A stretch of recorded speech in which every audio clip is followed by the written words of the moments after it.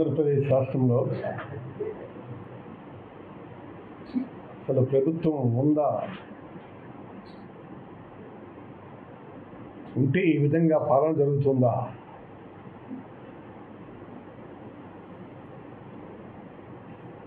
లేదో చెప్పండి.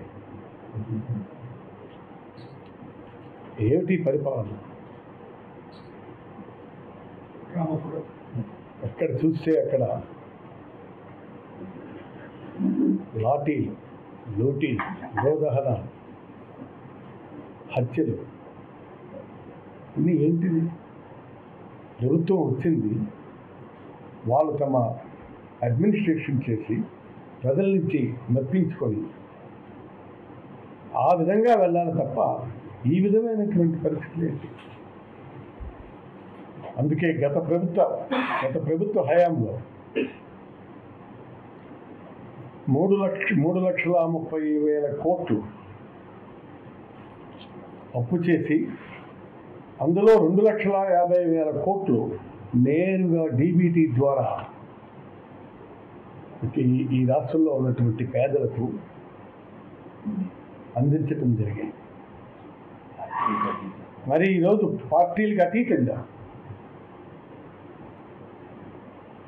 వీడు వైఎస్ఆర్, టీడీపీయా, కమ్యూనిస్టా అనేటువంటి ఆలోచన లేకుండా చేస్తారు. తర్వాత వాళ్ళు వచ్చారు. సరే, ప్రజాస్వామ్య ప్రక్రియలో ఒక ప్రభుత్వం పోయి ఇంకో ప్రభుత్వం రావటం అది సహజం. ఈ ప్రభుత్వం వచ్చి సంవత్సర కాలంలో 1,80,000 కోట్ల రూపాయలు అప్పు తెచ్చారు. ఫైన్ తెచ్చుకున్నారు. తెచ్చినటువంటి అప్పుని దేనికి పెట్టారు? ఎందుకోసం పెట్టారు? ప్రజలకు చెప్పండి. మమ్మల్ని అంటే మేము చెప్తాను, మా హయాంలో ఈ ప్రభుత్వం ఇలా చేసింది అని. మీరు ప్రజలకు చెప్పాల్సినటువంటి బాధ్యత ఈరోజు మీపై ఉంది. ఈ 1,80,000 కోట్ల రూపాయలు ఎవరి జేబుల్లోకి వెళ్ళిందో చెప్పాలి. అంతే కదా? నేను చెప్తున్నాను, అదిగా అందులో ఎంత చేస్తాం, మిగిలినటువంటి ఫలానా దానికి ఖర్చు చేస్తామన్నట్టు చెప్పుకునే పరిస్థితి ఉంది. కాబట్టి ఈరోజు మీరు చేసినటువంటి 1,80,000 కోట్ల రూపాయలు దేనికి ఖర్చు పెట్టారు, ఎందుకోసం ఖర్చు పెట్టారో చెప్పాలి. చెప్పకుండా మేము దాటించి వెళ్ళిపోతామంటే కుదరదు. అంతేకాకుండా ఇవాళ మీరు చూస్తే పోలీసులు ఉన్నారు, అందులో 189 మంది అనుకుంటారు. వాళ్ళకి ఇంతవరకు జీతాలు లేవు, వాళ్ళ పోస్టింగ్ లేవు. ఈ విధమైనటువంటి పరిస్థితి పోస్టింగ్లు ఇవ్వాలి కదా. సంవత్సరం పైసలకైంది ప్రభుత్వం. వాళ్ళ మీద మీకు ఏదైనా సరే గ్రీవెన్స్ ఉంటే నాన్ ఫోకల్ పోస్ట్ ఇవ్వండి. నాన్ ఫోకల్ పోస్ట్ ఇచ్చి మీరు జీతాలు చెల్లించండి. వాళ్ళకి ఇంతవరకు జీతాలు లేవు. ఇదేమిటి అన్యాయం? అడిగేవాడు లేడదా? అదే ఈరోజు చాలామంది ఐపీఎస్ ఆఫీసర్ వాళ్ళు సెలవులు పెట్టి ఢిల్లీకి వెళ్ళిపోతున్నారు. కొంతమంది బీహార్లో పెట్టించారు. ఈవేళ వాళ్ళు ఢిల్లీ వెళ్తే వాళ్ళు ఏమంటున్నారంటే, మీరేం చేస్తారు ఢిల్లీ అంటున్నావు, అక్కడ జాబ్ ఇస్తే చేస్తాం, లేకపోతే నేను ఇంకొక పరిశ్రమలోనో లేదా మరొక దాంట్లోనో మేము ఉద్యోగం చేస్తాం, మాకేముంది, we are very happy to. Go పరిస్థితి అందరిలో ఉంది. నిన్న మీరు చూశారు, సమావేశానికి రమ్మనమంటే రామ్ పొమ్మనమన్నారు వాళ్ళు.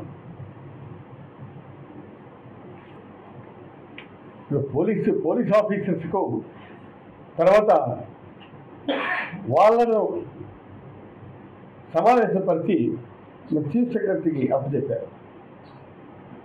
ఎవరు చీఫ్ సెక్రటరీ ఆయన మన జిల్లా కలెక్టర్ కూడా చేశారు. ఆయన్ని మీరు రండి అంటే డీజీపీకి మిగిలినటువంటి డీజీలకు కూడా మీరు వచ్చి కూర్చొని మీరు సమస్యను పరిష్కరించండి, నేను ఉంటాను అని చెప్పంటే మీరుండి ఏం చేస్తారు? మీరుండి ఏం చేస్తారు అని చెప్పి ప్రశ్నించారు. ఈ విధమైనటువంటి పరిస్థితుల్లో ప్రభుత్వం అందుకు దీన్ని మనం ఆలోచించాల్సినటువంటి అవసరం. వాళ్ళు కూడా చాలామంది రేపో మాపో దే ఆర్ లీవ్ వెళ్ళిపోవాలని చూస్తున్నారు. ఎక్కడైనా సరే ప్రభుత్వం చక్కగా చూస్తే కదా ఉండేది ఆఫీసర్స్. అంటే ఒక స్టేజ్ వరకు నువ్వు హెరాస్మెంట్ చేస్తున్నావు, ఆ తర్వాత అంతవరకు అయితే పర్వాలేదు, అంతకు మించి వెళ్ళిపోయినా వాళ్ళ పర్సనాలిటీస్లోకి వెళ్తున్నారు. దానివల్ల ఏమవుతుంది? వాళ్ళు పోతారు. మనకి ఎవరిది ఒక ఐపీఎస్ ఆఫీసరు అని పేరు సిద్ధార్థ కౌశల్ ఆయన వెళ్ళిపోయారు. వాలంటీర్ రిటైర్మెంట్ అదే 20 సంవత్సరాల పైన ఆయనకి 20 సంవత్సరాల పైన సర్వీస్ ఉంటుండగా ఆయన వాలంటీర్ రిటైర్మెంట్ తీసుకుంది వెళ్ళిపోయాడు. అంతకు ముందుగా ఆఫీస్ వెళ్ళిపోయాడు. ఆయనకి 20 సంవత్సరాల పైన సర్వీస్ ఉంటుండగా ఆయన వాలంటీర్ రిటైర్మెంట్ తీసుకుంది వెళ్ళిపోయాడు. అంతకు ముందుగా ఆఫీస్ వెళ్ళిపోయాడు. ఇంకా తిరోగమన పరిస్థితిలో పోలీసు వ్యవస్థ ఉంది. ఈ డీజీపీ రక్షిస్తారన్నటువంటి ఆలోచన లేదు. ప్రభుత్వం బాహుల నుంచి మేము రక్షిస్తారని చెప్పి ఆలోచన లేదు. అది పరిస్థితి. ఇంక మీరు చూస్తే ఇవాళ ఏది మద్యం కోసం ఆలోచిస్తున్నారు. మద్యం ఏరుమైపోతుంది. డైరెక్ట్ ఎక్కడి నుంచి నేరుగా తీసుకొచ్చి ఆ బల్క్ షాప్ ఇచ్చేది. మధ్యలో షాప్ ఒకటి ఉంది, వాడిని అబ్జర్వ్ చేయాల్సిన అవసరం ఉన్నదన్నటువంటి ఆలోచన లేదు. డైరెక్ట్గా బాటిల్ దగ్గర 20 రూపాయలు 40 రూపాయలు పిండుతున్నారు. ఆ విధమైనటువంటి పరిస్థితి మద్యపానంలో ఉంది. తర్వాత నేను అందుకే అన్నాను, దీన్ని శుతిమెత్తగా నేను అన్నాను, నారావారి సారా సెవంతి సుజల సెవంతి అని పేరు పెట్టాను. ఇప్పటికీ ఏం లేదు. ఈ పరిస్థితిని అధిగమించాలనుకుంటే వాళ్ళు ఇప్పుడు ప్రభుత్వం మాట వినే పరిస్థితులు లేదు. వాళ్ళు ఎదురు తిరుగుతారన్నటువంటి ఆలోచన. ఈవేళ ఒక అడిషనల్గా బారు దగ్గరే, ఆ షాప్ దగ్గరే ఒక రూమ్ అలాట్ చేస్తుంది. స్వేచ్ఛగా చక్కగా మందు కొట్టుకుని ఇంటికి వెళ్ళిపోవచ్చు. ఇంటికి వెళ్తే ఇంటి దగ్గర మందు కొడితే వాళ్ళు అడుగుతారు, అర్థం కాలేదా? అక్కడే మందు కొట్టేసి వెళ్ళిపోతారు. ఈ విధమైనటువంటి పరిస్థితి సారాయిలో. ఇక రెండోది మనకి ఇసుక ఉంది. ఇసుక కోసం చెప్పలేము తండ్రి, అది మహాదారుణంగా ఉంది. ఇప్పుడు నేను ఎలా వెళ్ళానంటే మనకి ముద్దారపేట, కొత్త వలస, ఒళ్ళు గొగురుపాటు పోస్తుంది. అలాగే ఎక్కడికి వెళ్తే పురుషోత్తపురం. ఇవన్నీ ఏంటిది? ఆకాశాన్నంటే పోగులు ఉన్నాయి. దీనికోసం ప్రశ్నించే నాదుడే లేడా?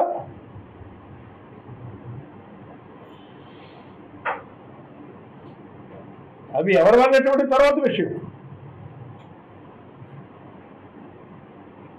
మీరు ఇవాళ చేస్తున్నటువంటి ఏంటి? ప్రభుత్వం చేస్తున్నటువంటి ఇదా ఇదా ఇదా ప్రభుత్వం చేయాల్సిన పని.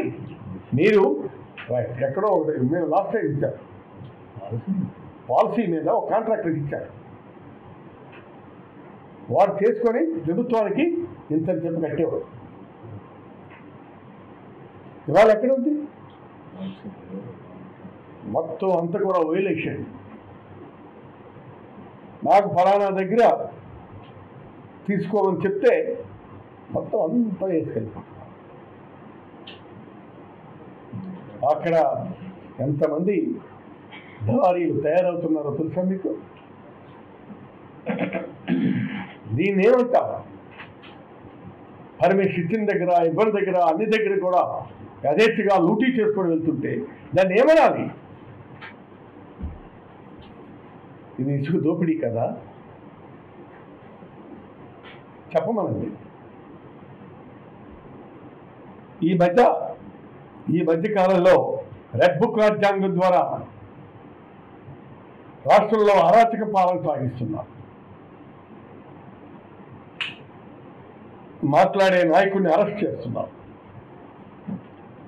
వంశీ, పోసాన కృష్ణమురళి, కాకాన గోవర్ధన్ రెడ్డి, నందిగం సురేష్, చెవిరెడ్డి,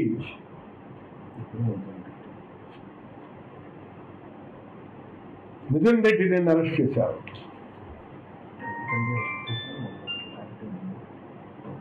ఆయన ఏం చేశారు?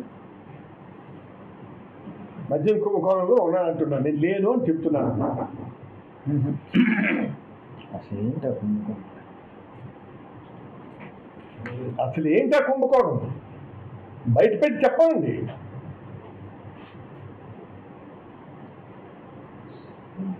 ఏదీ లేకుండా ఇవాళ మిథున్ రెడ్డిని నిష్కారణంగా తీసుకెళ్ళి అరెస్ట్ చేశారు. ఇవాళ వంశీ ఉన్నారు, జైలు నుంచి రిలీజ్ అయినారు.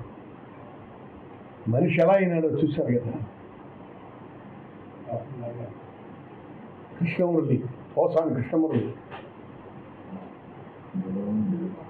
గోవర్ధన్ రెడ్డి, నందిగం సురేష్, ఒకే సైడ్ మనకు ఏదో ఒకటి. ఇవి సమర్థించమంటారు. ప్రభుత్వం అధినేతని సమర్థించమంటారు. సమర్థించి మీరు కేసు పెట్టి తోయండి అంటున్నారు. దానికి మనసున్నటువంటి అధికారులు దే ఆర్ సేయింగ్ నో. అంతేకాదు, మీరు క్వాడ్స్, అలాగే స్లాబ్స్, ఇవన్నీ దోపిడీ జరుగుతుంది. ఈ దోపిడీలో చాలామంది పెద్ద మనుషులు ఉన్నారు. ఇవాళ విశాఖపట్నంలో భూములు అప్పనంగా 1000 ఎకరాల భూములు ఒక్క రూపాయికే. ఎవడారు? 3000 ఎకరాలు. వారి పేరు ఏంటంటే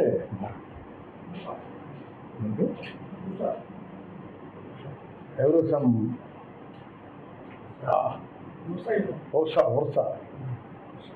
ఉషా కంపెనీకి ఒక్క రూపాయికి 1000 ఎకరాలు కట్టబెట్టారు. అలాగే మరొక కంపెనీకి పేరు గుర్తు రావట్లేదు, ఒకటైతే గుర్తుండు, 100 తీసుకెళ్తున్నారు. ఆ కంపెనీకి 2000 ఎకరాలు ధారాదత్తం చేస్తున్నారు.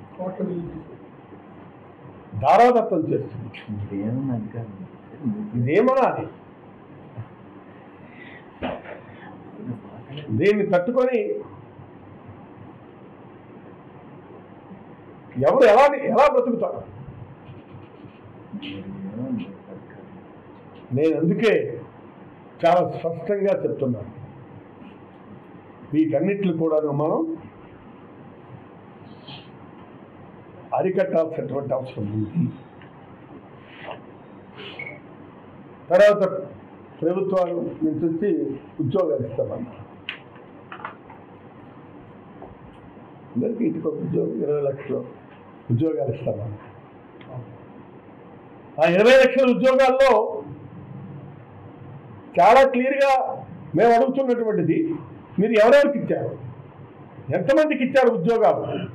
సంవత్సరం పైకిలకి అయింది, ఒకరికైనా ఇచ్చారా?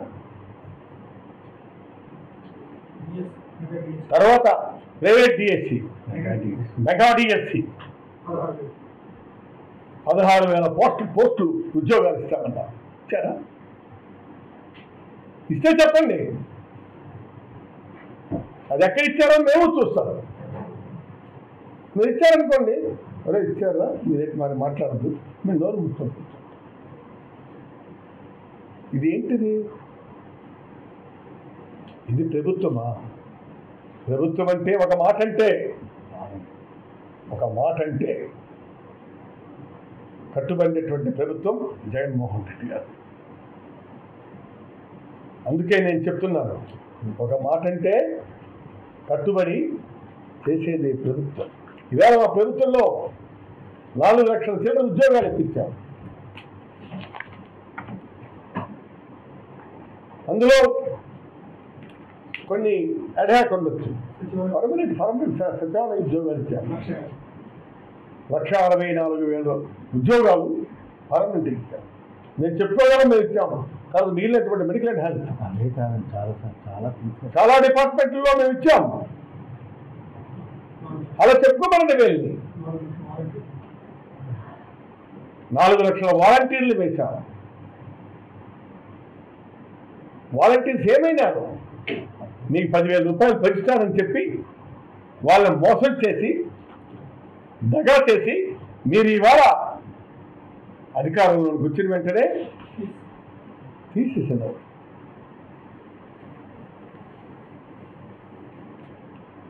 అందుకే మేము అంటున్నాము,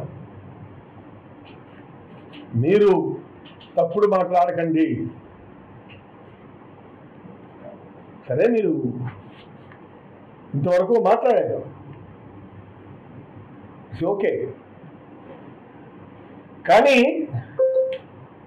నేను చాలా స్పష్టంగా చెప్తున్నాను, ఈ విధమైనటువంటి పరిణామాలు ఆంధ్ర రాష్ట్రంలో ఉన్నాయి. మీరు ఎప్పుడైనా సరే ఒక డిఎస్సి తీసారా? లేదే. మీరు మాట్లాడుతూ మీరు ఒక మాట అనేవాళ్ళు, మీరేం చేశారు, మీరు ఎన్ని ఇచ్చారు? ఇచ్చింది నేను చెప్తున్నాను కదా, నేను ఇచ్చానని చెప్తున్నా. ఎంతమందికి కొన్ని ఆల్ డిపార్ట్మెంట్స్లో మేము పోస్టింగ్స్ ఇచ్చాము.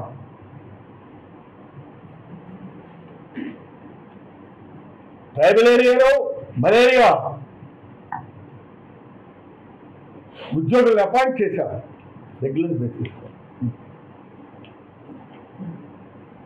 అందుకు ప్రభుత్వం అంటే అది ప్రభుత్వం. మీరు లెక్కలు అడిగితే చెప్పడానికి మేము సిద్ధంగా ఉన్నాం. అందుకు సరే, నేను చాలా స్పష్టంగా చెప్తున్నాను, మీరు వీటన్నిటిని కూడా కాదని మీరు చేస్తున్నటువంటిది ఏమిటో చెప్పండి. ఒక ఉద్యోగం ఇచ్చారా? అందుకే ఈ ప్రభుత్వం రోజులు గడుస్తున్న కొద్ది దగ్గరైపోతుంది. అయితే శిశుపాలుడికి ఎప్పుడు శిరచ్ఛేదం జరిగింది? 100 తప్పులు జరిగిన తర్వాత శిరచ్ఛేదం జరిగింది. ఇవాళ ఏ ప్రభుత్వానికైనా సరే అంటే ఇది ప్రజాస్వామ్యంలో ప్రజలు నిర్ణయించుకుంటారు ఈ ప్రభుత్వాన్ని ఏం చేయాలి అన్నట్టు. ఆంధ్రవలస పత్రిక మరియు మీడియా సోదరులందరికీ కూడా నా నమస్కారాలు తెలియజేస్తూ, ఇవాళ ఈ ఆంధ్రప్రదేశ్ రాష్ట్రంలో రైతులకు అన్యాయం జరుగుతుంది అనటానికి పెద్ద ఉదాహరణలు చాలానే ఉన్నాయి. ఎందుకనంటే గత హయాంలో ఖరీఫ్ సీజన్ ముందే రైతు భరోసా అన్నది మేము చెప్పినటువంటి విధంగా ప్రతి ఏటా కూడా తూచా తప్పకుండా రైతు భరోసా అన్నది కార్యక్రమం ద్వారా పంట పెట్టుబడి సాయం కింద ఎంతో కొంత అన్నది మేము ఇవ్వడం జరిగింది. కానీ ఇవాళ అన్నదాత సుఖీ భవ అని అంటున్నారు. అన్నదాతను ఆదుకునేటువంటి పరిస్థితులు ఇవాళ ఈ రాష్ట్ర ప్రభుత్వం వైఫల్యం చెందింది. ఎందుకనంటే ఇవాళ యూరియా విషయంలో యూరియా గవర్నమెంట్ కంటే కూడా బ్లాక్లో బాగా దొరుకుతుందని చెప్పేసి ఏంటంటే చాలామంది అంటూ ఉన్నారు. దానికి పెద్ద ఉదాహరణ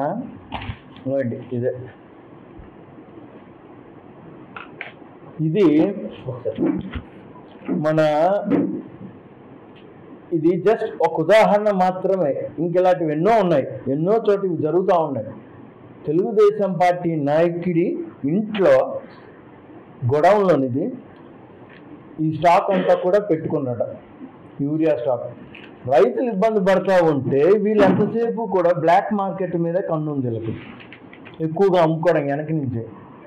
అక్కడ దల్లిపేట పంచాయతీలో అందరికీ కూడా ఆ యూరియా వస్తే ఆ యూరియా ఏంటంటే ఆయన గొడవలో పెట్టుకొని, తెలుగుదేశం పార్టీ నాయకుడి గొడవలో పెట్టుకొని అక్కడికి వస్తేనే ఇస్తారట, లేకపోతే ఇవ్వరట. ఇవాళ జిల్లా కలెక్టర్ కానివ్వండి, జేసీ గారు కానివ్వండి, లేదా జేడీ అగ్రికల్చరల్ కానివ్వండి, అక్కడ ఏవో కానీ ఏడీ కానీ, నేను అడుగుతా ఉన్నా వీళ్ళందరికీ కూడా, గతంలో మీరు ఎలాగే పంపిణీ చేశారా? గతంలో యూరియా బ్లాక్ మార్కెట్కి వెళ్ళిందా? గతంలో రైతుకు సంబంధించినటువంటి ప్రతి ఒక్క విషయంలో కూడా తప్పటడుగు జరిగిందా? లేదు కదా. ఇవాళ యూరియా అంతక రైతులు ఇబ్బంది పడుతూ ఉన్నారు స్వామి, అవి పట్టవా? ఇవాళ రైతుల కోసం రైతులు చాలా ఇబ్బంది పడుతున్నారు. అసలు రైతుకి రాజకీయ పార్టీలు ఏంటండి? రైతు అనేవాడికి రాజకీయ పార్టీలు ఎందుకు? యూరియా అన్నది వైసీపీ కానీ టీడీపీ కానీ లేదు, అలా చూడరు కదా. యూరియా రైతుకు అందించే కార్యక్రమం చేస్తూ ఉన్నారు. మేము మా గవర్నమెంట్లో మా హయాంలో, ఇవాళ నేను చెప్తా ఉన్నా, మా హయాంలో ఈకేవైసీ చెయ్యించి మరి ఒక పరిధిలో ఉండేటువంటి రైతు భరోసా కేంద్రానికి ఆ ఎరువులు ఎంతైతే అవసరమో గవర్నమెంట్ ఆన్ టైంలో తీసుకొని వచ్చి ఇచ్చింది. అక్కడి నుంచి రైతు అనేవాడు తీసుకునేటంటే వాడు పంట పండించుకునేవాడు. అలాగే ఆ పంట పండిన విత్తనాలు కానీ ఎరువులు కానీ పంట పండించిన తర్వాత ఆ పంటను కూడా రైతు భరోసా కేంద్రానికి అప్పచెప్పేవారు కాదా? ఇలా జరగలేదా? ఈ మాదిరిగానే జరిగింది కదా. ఇవాళ రైతు అన్నవాడు రోడ్డు ఎక్కి హలో లక్షణం నేడుస్తుంటే పట్టించుకునే నాదురు లేడండి. ఇవాళ ఇటువంటి సమస్యలు వదిలేసి రైతులు ఇబ్బంది పడతా ఉన్న సమస్యలను పక్కన పెట్టేసి ఈ ప్రభుత్వానికి అరాచకం, రెడ్ బుక్ రాజ్యాంగం ఇదే కనిపిస్తూ ఉంది. నిన్న మిథున్ రెడ్డి గారిని అరెస్ట్ చేశారు. ఎందుకండి అరెస్ట్ చేశారు? దేని మీద అరెస్ట్ చేశారు? కారణాలు ఏంటి? లిక్కర్ స్కామ్ అన్న. ఏంటి ఆ స్కామ్? ఏంటి ఆ స్కామ్? నేను అడుగుతా ఉన్నా. ఇవాళ మీ దగ్గర ఆధారాలు ఉన్నాయా? లేవు. ఆధారాలు ఉంటే ఆధారాలతో సహా మీరు అరెస్ట్ చేసి అప్పుడు కాకపోతే ఇది చేసుకోండి. స్కామ్ అంటున్నారు, ఇది అంటున్నారు. మరి ఈ ఎరువుల సంగతి ఏంటండి? ఇది స్కామ్ కాదా? దీనిని స్కామ్ అని ఎవరు అనరా? ఇది చాలా పెద్ద స్కామ్ ఇది. మరి ఈ రాష్ట్రంలో తెలుగుదేశం పార్టీ నాయకులు అందరూ చేస్తున్నటువంటి పెద్ద లూటి. రైతుల కోసం వచ్చినటువంటి ఎరువుల్ని మీరేంటంటే నేతలు, ఈ తెలుగుదేశం పార్టీ నేతలు బ్లాక్ మార్కెట్లో అమ్ముకునేటువంటి దౌర్భాగ్య పరిస్థితికి ఈ రాష్ట్రం వచ్చింది. దీన్ని స్కామ్ అని అనరా? ఇవాళ తెలుగుదేశం పార్టీ నాయకులు నేను అడుగుతా ఉన్నా, వేదికలకి రైతుల పట్ల కానీ లేదంటే నికాసైన వ్యక్తులు కొంతమంది మాట్లాడుతూ ఉన్నారు. వేదికలెక్కి మరి రైతులకు అన్యాయం చేయం, రైతన్న వాడికి పక్షపాత ధోరణి ఉండదు అని చెప్పినటువంటి పెద్ద మనుషులు ఇవాళ ఏమైనారు? ఇవాళ ఏమైనారండి? ఏమంటే సుపరిపాలన అంటున్నారు. ఏం సుపరిపాలన? అరెస్టులు చేయడం సుపరిపాలన? లేని స్కామ్ని సృష్టించడం సుపరిపాలన? లేదు అని అనుకుంటే రోజా గారిని అసభ్యకరంగా మాట్లాడించడం, లేనిపోనివన్నీ కూడా సోషల్ మీడియాలో ప్రచురించడం సుపరిపాలన. ఇవాళ చాలామంది చాలా రకాలుగా ఇబ్బంది పడుతూ ఉన్నారు, ముఖ్యంగా రైతులు. దయించి ఇవాళ నేను జిల్లా కలెక్టర్ గారిని నేను రిక్వెస్ట్ చేస్తూ ఉన్నాను, ఈ విషయం మీద మీరు త్వరితగతిన పరిష్కారం మీరు తీసుకోకపోతే, దీని మీద మీరు దృష్టి పెట్టకపోతే ఖచ్చితంగా వైఎస్ఆర్ కాంగ్రెస్ పార్టీ ఇవాళ వైఎస్ఆర్ కాంగ్రెస్ పార్టీ నిలదీస్తుంది, రోడ్డు ఎక్కుతుంది, కలెక్టరేట్ ముట్టడించడం కూడా జరుగుతుంది. మీరు ఎరువులు సకాలంలో చెల్లించకపోయినా, మీరు ఇచ్చినటువంటి ఆ ఎరువులు ఏవైతే మీరు డిస్ట్రిబ్యూషన్ చేస్తూ ఉన్నారో నిష్పక్షపాతిగా జరగకపోయినా మేము ధర్నాకి దిగుతాం. మీ దగ్గర ఇటువంటివన్నీ మీ ఫీడ్బ్యాక్ తెచ్చుకోరా అని చెప్పేసి నేను అడుగుతా ఉన్నా. జిల్లా కలెక్టర్ గారు దీని మీద ఏం స్పందిస్తారని నేను అడుగుతా ఉన్నా. ఇవాళ చూడండి, పేపర్లో వచ్చినటువంటి స్కాములు కూడా ఒకసారి పేపర్లో ఏం జరుగుతుంది, ఏం వస్తున్నాయి అన్నది కూడా పట్టించుకోవాలి. సో కలెక్టర్ గారు నేను ఒకటే అడుగుతా ఉన్నాను, దీని మీద మీ తెలుగులో ఫాస్టెస్ట్ న్యూస్ ఇప్పుడు కొత్త అవతారంలో 5 సెకండ్లోనే పూర్తి వార్తా సమాచారం మీ చేతిలో. సోషల్ మీడియా ట్రెండ్స్ మీ కళ్ళ ముందుకే live TV and voice search options తో ఇప్పుడే డౌన్లోడ్ చేయండి. యాప్ లింక్ డిస్క్రిప్షన్ లో ఉంది.